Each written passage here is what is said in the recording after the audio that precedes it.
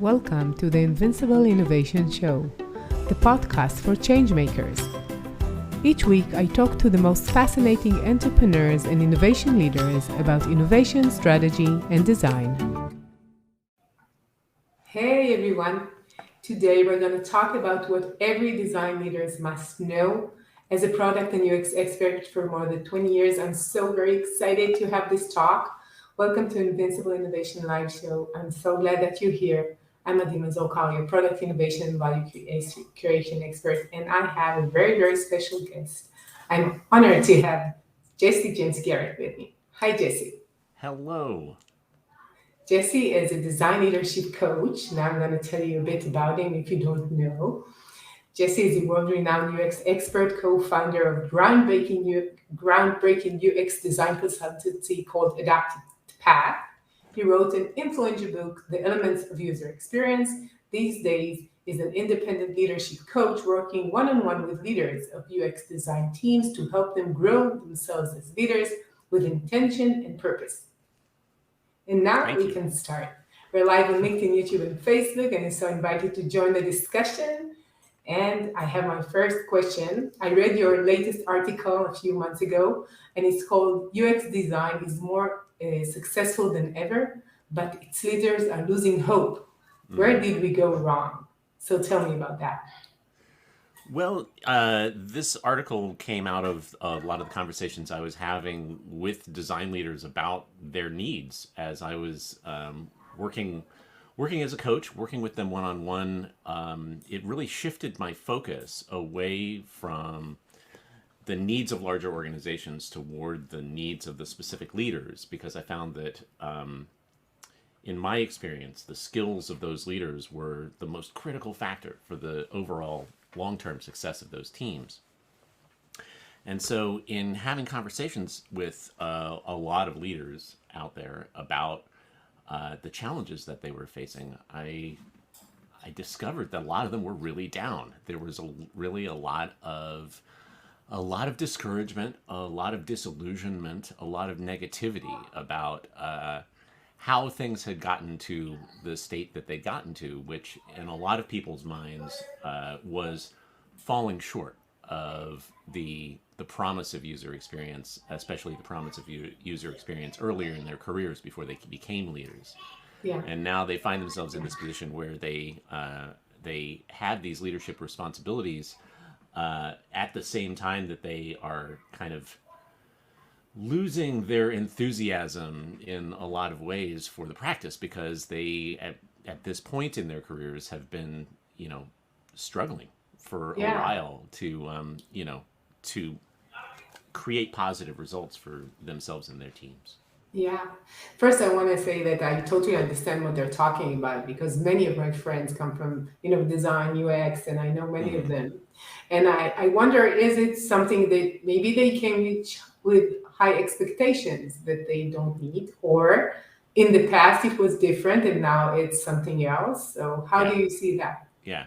Well, I think that, for especially for the last 10 or 15 years, UX has just the tide has been continually rising as there have been more and more and more people piling into the field, more and more organizations that were incorporating UX practices into how they did digital product development.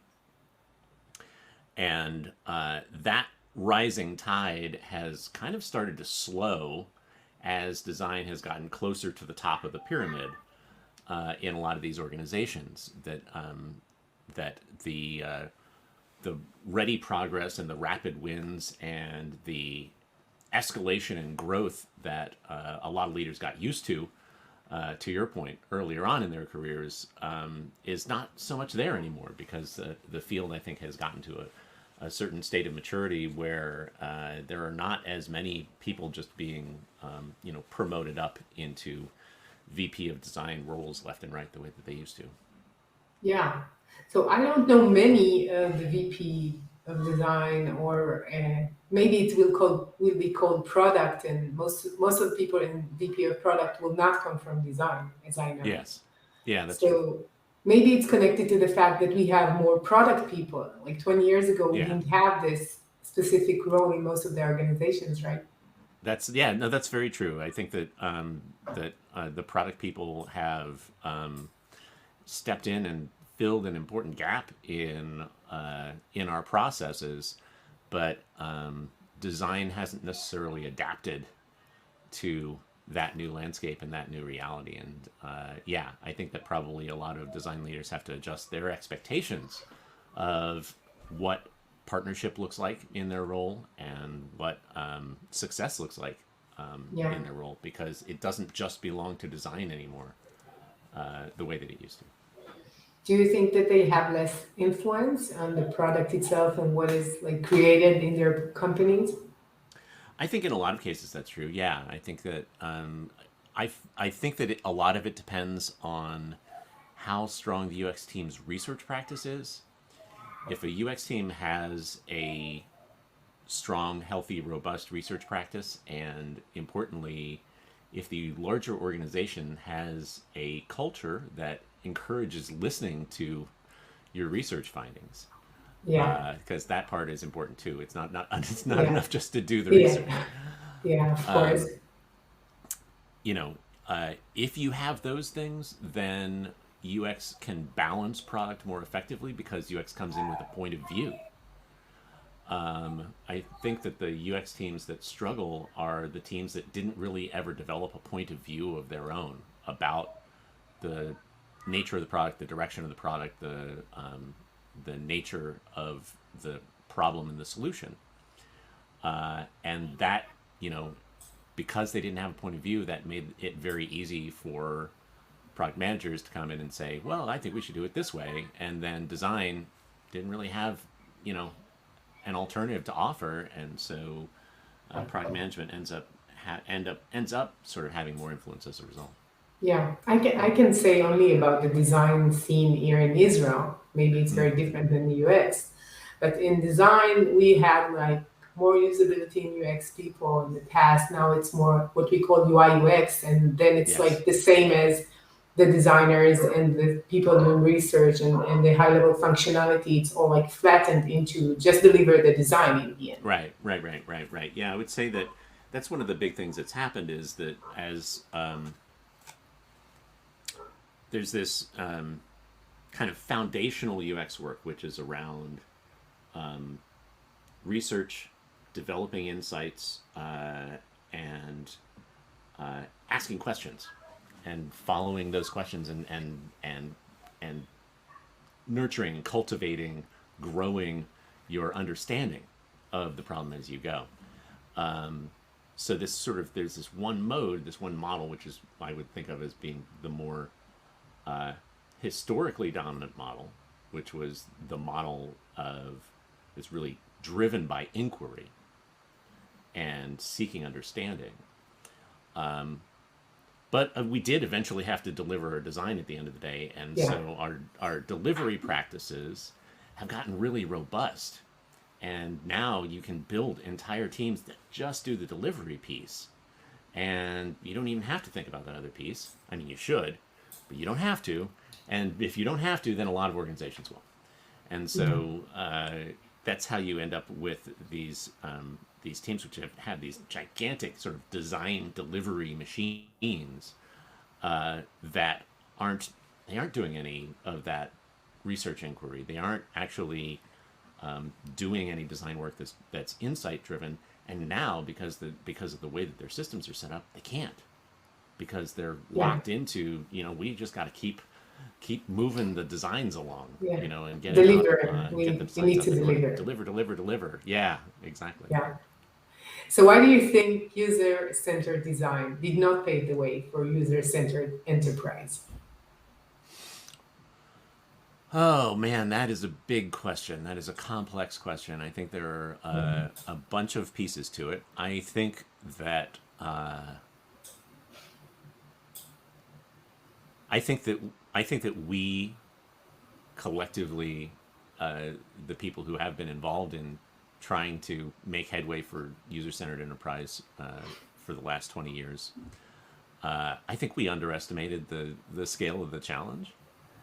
And I think especially we underestimated the scale of the resistance to what we had to offer. I think that in a lot of cases, because we are we tend to be idealists. We really We're we creative, we're thinking big, we're thinking differently, yeah, and yeah, absolutely, and we tend to operate as user-centered, as human-centered designers. We tend to operate from a place of generosity toward our fellow human beings. We tend to operate from a place of assuming the best intent, assuming goodwill, yeah, assuming that mutual understanding is possible. yeah, And when it comes to some of this stuff,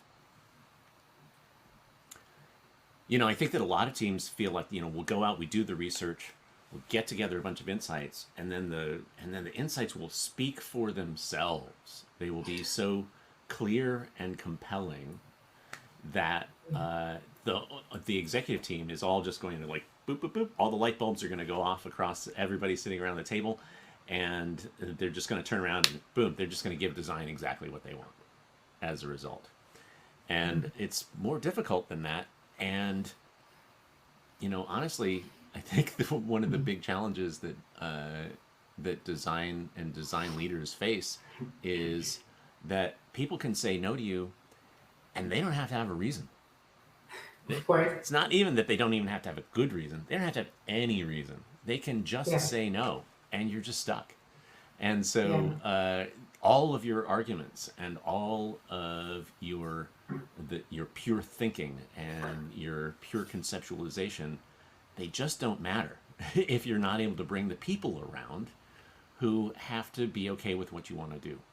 yeah, And I think that a lack of attention to the relationship building that is required to actually drive good design work, and not leaning on the design work to speak for itself, is one of the biggest things that I think we have not given enough time, yeah. energy, space, attention to as a community. Yeah. Yeah, I totally agree that sometimes the ability to convey the ideas and to persuade people to why did we do the things is much more important than the result. Mm-hmm. And I think that sometimes when you learn about UX, there is a big emphasis on visuals or about a way of thinking or doing research sometimes. But actually, if you want to lead something in any company, you need to know how to do it. And Yeah. sometimes you don't get the permission or you don't have the power to do so. And sometimes even you do have the power, but you are not really succeeding in persuading people to listen to. Yeah, yeah. I mean, I think that I think again, because so many design leaders become design leaders because they were really good designers. Um, and what that means is that they often would kind of prefer to stay designing Yeah, and not have to think about those kinds of things and not have to work on those things. And again, honestly, because there's been so much need and demand for designers in general, a lot of people have been kind of pushed into leadership roles without a lot of preparation, without a lot of experience, and a lot of people end up in design leadership roles without ever having worked with a design leader that they could successfully model themselves on. you know yeah, it's like yeah, well, I was the first designer hired by the company, and the company was so successful that they needed to hire three more designers. I was the only person who knew anything about design, so I ended up as their manager. And here I am 5 years later, and I'm head of design, and I don't even know what that means or how to do that job. I've never even worked for a head of design before. yeah.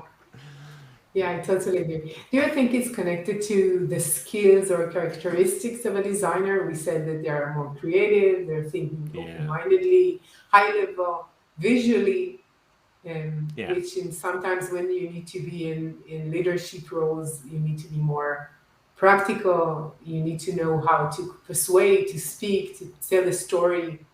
Yeah, yeah, yeah. I think that you can't expect people to come meet you where you are as a design leader. You have to go to where they are, which means that you have to meet them at their level of sophistication, meet them at their level of understanding. And that, in turn, means that you have to have more than one way to tell your story. You can't rely on just one perfect formulation of what you're trying to do and expect everybody to buy into that. You have to be flexible and indeed adaptive enough to be able to spin it and to be able to understand how to communicate with lots of different kinds of teams that have different kinds of communication styles. I meet a lot of people who see the way that communication happens, especially at the executive level in a lot of these large organizations, where executives are moving through so many decisions at such a clip that they don't have time for depth. And for a lot of designers, a decision maker who doesn't have time for depth is just, it's anathema to the way that we're used to making decisions. And we have to be able to shake off those sort of moments of culture shock, cultural friction that Yeah. happen as we come out of our design culture and we engage in the larger business culture and trying to get things done. Yeah. So tell me about some of the challenges the design leader face today. We said some of them. We discussed some of them. Did we miss some of them? Yeah, well, I mean, I in my in the early days when we first started out with Adaptive Path and we were evangelizing user experience inside organizations, the main thing that people needed support with was championing the idea of user experience inside their organizations. And so at Adaptive Path, a lot of our work as consultants was like, how do we turn people into the best possible internal champions for these ideas that they can be, so that the ideas can continue to advance and grow. Then, as we sort of moved out of that phase of the development of the field and the practice, we started to get to the place where we were now sort of championing processes and practices, the best way to do it. Not, we've gotten everybody to agree that we should do it. Now it's how.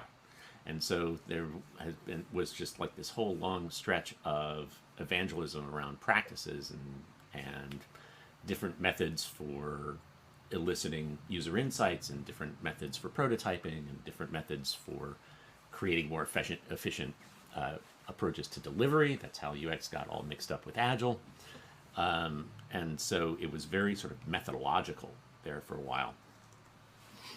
But in the last few years, we've gotten to a place where the methods are pretty mature and the practices are pretty well understood and pretty well documented. And there are enough people with enough experience doing this to be able to confirm, yeah, we actually have some things figured out from a methodological perspective. We have some ideals figured out. The realities are, of course, always messier than the ideals that we're reaching for. And that was actually, that realization was part of the shift for me toward being a leadership coach, because so Adaptive Path, the consultancy that I co-founded, was acquired by the bank Capital One here in the United States in 2014. And I was working in-house, working alongside a lot of different leaders across all of their Capital One's different business units.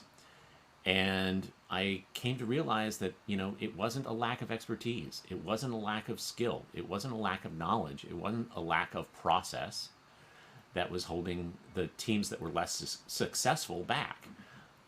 What was holding those teams back were the skills of the leader and their ability, especially their ability to hold a team together through difficult times, to prevent whatever the storms are that might be sort of battering the ship at the moment, to be able to prevent that stuff from actually affecting the team's ability to get the job done and get to where they're going.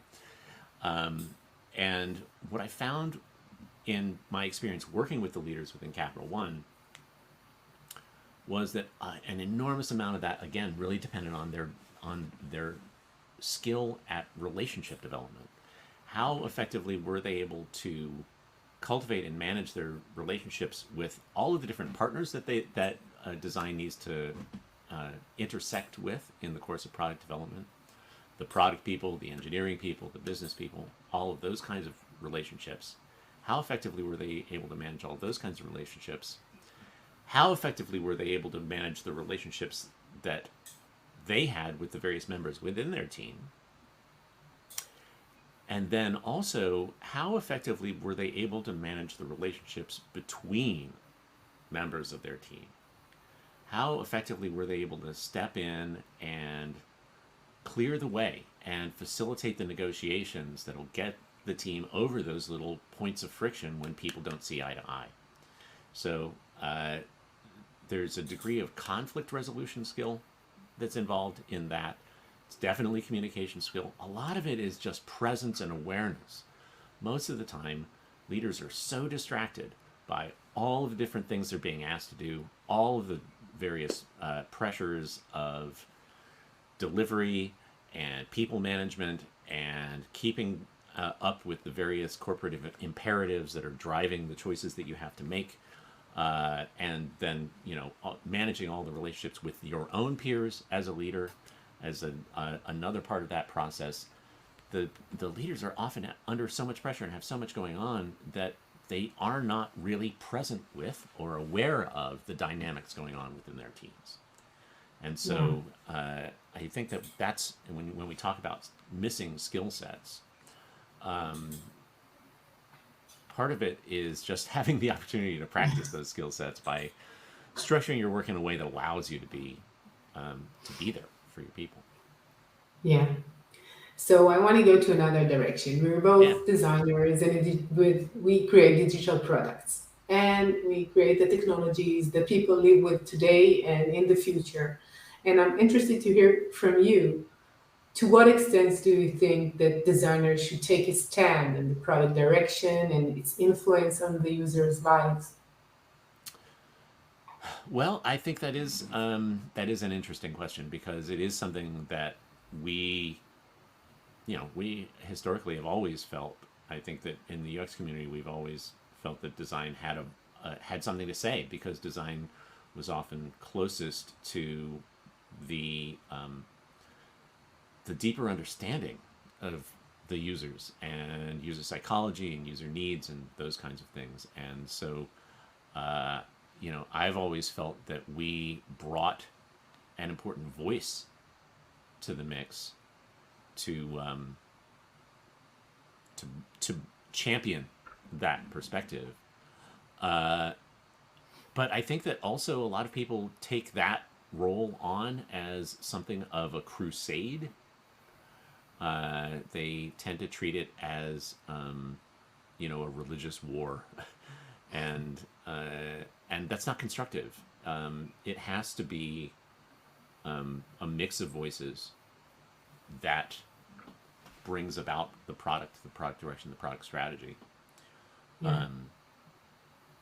So, yes, I think that design should have a voice and should take a stand, but not just taking a stand because, we're design and we said so, but taking a stand that's rooted in a real understanding of users. And if you're not the ones who have that understanding, then no, you shouldn't be the ones making that Yeah. stand.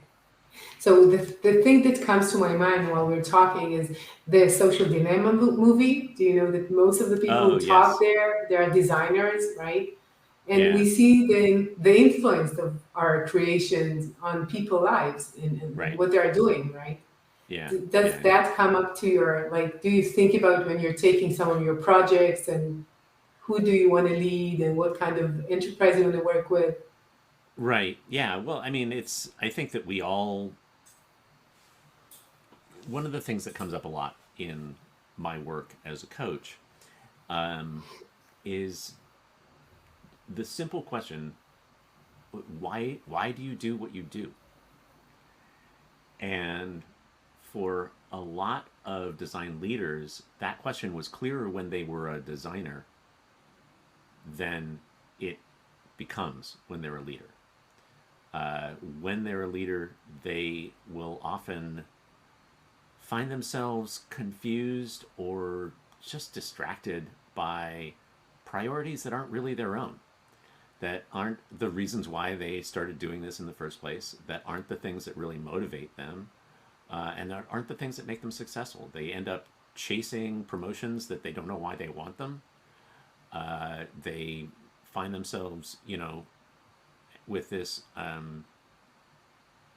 imprinted with this desire to lead ever bigger teams and ever larger product portfolios and make things bigger, bigger, bigger, bigger, and they get lost.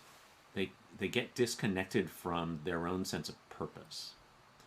And so connecting leaders with a sense of purpose is one of the really essential things that I do, because if they don't have that, then they're just going to be sort of blindly chasing whatever's put in front of them. And that's how you end up, oh, I suddenly find myself working for a company that's doing terrible things in the world. Because you were just chasing something that you didn't know why you wanted it, and you didn't have your own point of view about what you wanted to be doing, what you wanted to be doing in the world, what you wanted to be contributing to the world. All you knew was you wanted to be doing some design for digital products. And I think that that's the big difference, is the people who have a sense of what they're doing and why will tend to do that from a more compassionate place and choose not to work on exploitive products. Of course, if you find yourself in a position like that, then you obviously have choices to make. If you suddenly discover that something's being done that you weren't I think aware that of. in general, people want more. It's like something that we have in the Western world, and people want more in their private life and in their salary, in what they're getting, in being Right. in bigger teams, as you say. So I don't know if Yeah. it's specifically for design. I would say that many of the professions are doing so, but It's in the at your, case, yes.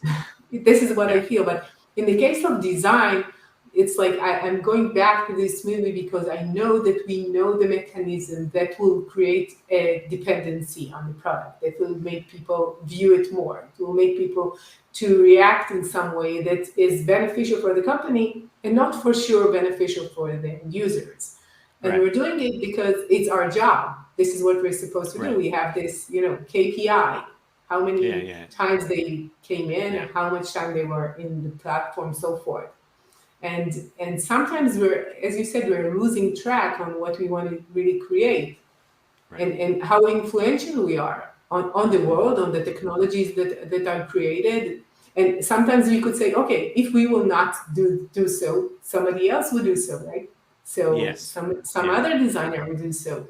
But for me, it's really important because we have these talents. It's Yes. so obvious that we're talented, like I don't know if everyone in the product creation process, product developers, managers, they all feel that they're talented. I'm sure that this word is very attached to designers. They know that they Right. are talented. And you're thinking, where should I place my time and talents? And, Right. I, Right. Right. so Yeah. Absolutely. And I think you're right. Design, as the ones who are responsible for user psychology, definitely has a lot more to say about what constitutes manipulation, and what constitutes really what we're talking about is user abuse. And I do think that we have a responsibility to, again, have a point of view, and to have done some thinking about what constitutes crafting an experience to serve people versus crafting an experience to manipulate people. yeah. And we both agree that once you have the ability to persuade and you have the capability to change decisions, you have Yeah. much more impact on the product. While in some cases, especially if you're a young designers or a young team and you don't have that much power in the organization, you're just delivering. That's Right. all you're doing. Right. Right. Right. Yes, I think that's exactly right. Okay, so I want to ask you about the connection between agile methodologies and how it influenced UX, and Yeah. how do you see this change? Yeah.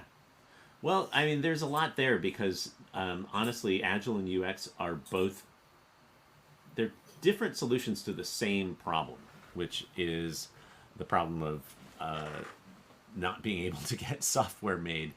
Um, but coming at it from very different perspectives. The UX perspective is very. I think the big difference is that the UX perspective is very holistic. It's very much about looking at the product as a whole, and then making your decisions based on that. Whereas Agile, of course, takes that whole sort of big ball of product and unwinds it and spools it and turns it into a linear sequence of things to be created. And of course, the complaint of designers is that creatively, that's not always the way that it needs to go. That often you end up, because you are taking on that work in these little parcels of development time, that you're only solving design decisions in through these very narrow lenses, these very narrow views in the same way. We are, we're getting better at integrating the methodologies. I think that the agile, the every agile evangelist I've ever had a conversation with about integration of UX and agile has been very, very positive about the the prospect of it and the need for integration of UX and agile. The challenge is that when it comes to implementing these things in organizations, agile is often used as an excuse to disempower UX. Because it's a development methodology, and developers are leading these organizations. It's not only the leadership comes from development, they have lots of power even if they're not leaders, right? Yeah, well, there are always more engineers than there are designers. So Right? then it feels like a bigger, a more urgent question for the organization. What are we going to do with all of these engineers? It's okay if we have a couple of designers in the corner who are spinning their wheels a little bit, but we got to keep the engineers fed Yeah. with work to do, and so that then starts to become kind of the overriding concern of the organization, and then engineering, of course, being the ones responsible for the ultimate delivery, are always the ones in the position to be able to finally dictate what is and is not possible. Yeah. Of And course. it's through that lens, in these sprint retrospectives, that is where these issues really end up getting debated and resolved between design Yeah. and engineering. I think that what we're missing is this high level view that we had in the past, and now it's like cut into these small sprints, and it's like a manufacturing line that you need to Yes. go and create, and when you're doing these manufacturing line deliveries, you're forgetting what is the goal, why you're doing what we've done, what we want to achieve. It's like very, very practical, and Right. sometimes the strategy is lost when Right. you're doing Yeah. that. Yeah. Exactly. That. Or it can feel like each piece is crafted exactly right, and then you try to put them together, and it just turns into a jumbled mess. It's interesting because you I think you touched on something really important there, which is the need for context, the need for that big picture understanding. And as a designer, when you are working it's much it's very difficult to know when you're gonna be working your way through a design problem. You'll suddenly stumble into some aspect of it that opens out into something much larger with much larger significance for the entire product. That's a thing that happens for designers all the time. That is a thing that very rarely happens for developers. Yeah. In Because of the nature of their work and because of the way that they are able to structure their work, that Yeah. those kind of that narrower focus, it doesn't create issues for development in the way that it does for design. And so I think that there's an important challenge there too. And maybe the issue with integrating UX and Agile, the real challenge is helping designers in an Agile environment stay oriented to the larger context that they're working within. Yeah, I think it's related to the fact that, as we said, that these are the characteristics of a designer, while a developer is very analytical. They're looking things like this is what the task is, and they're analyzing and they're creating a result which is very, very oriented and focused. Yeah, While in design, sometimes we're doing things that start here and then it gets here, and we did not really calculate it in the beginning. right. And therefore, this manufacturing line, which is very strict and cut, is sometimes you could deliver things, but what the quality is and what is the influence on the whole product and the experience, that's the question here. Yeah. Manufacturing lines are fantastic for problems that have been thoroughly explored and completely understood, right? That is like you don't on a production line for a car or any other kind of a product, you don't have individual workers on the factory line having to solve new problems that are going to influence the shape of the final product. It doesn't happen that way. It can't happen that way. The entire line would break down if you did it that way. So I think that's a critical difference between this kind of work and that production model, as you say. It does require taking more of a step back. Yeah. So I want to ask you, what do you love most about working as a design leadership coach? Um,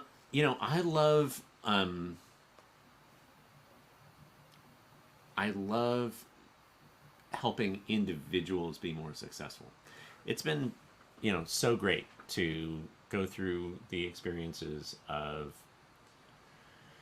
building a company and scaling up teams and publishing books and all of the other kinds of stuff that I've done, and none of it quite gives me the same kind of satisfaction I get from sitting down with somebody and helping them figure out how to become something more than they were. Hmm. It is in some ways the most profound work that I've ever done, uh, and the most satisfying because just from a practical perspective, as a consultant, I might be able to deliver uh, a couple of successful projects a year. And as a design leader within an organization, I might be able to oversee, you know, the the delivery of some number larger than that, maybe a couple of dozen, if I'm really lucky. Yeah. But in the work that I'm doing now, by influencing these leaders and the way that they lead their teams and the way that they choose to do their work, I'm not just influencing everything they deliver this year, I'm influencing everything they deliver next year and the year after that and the year after that.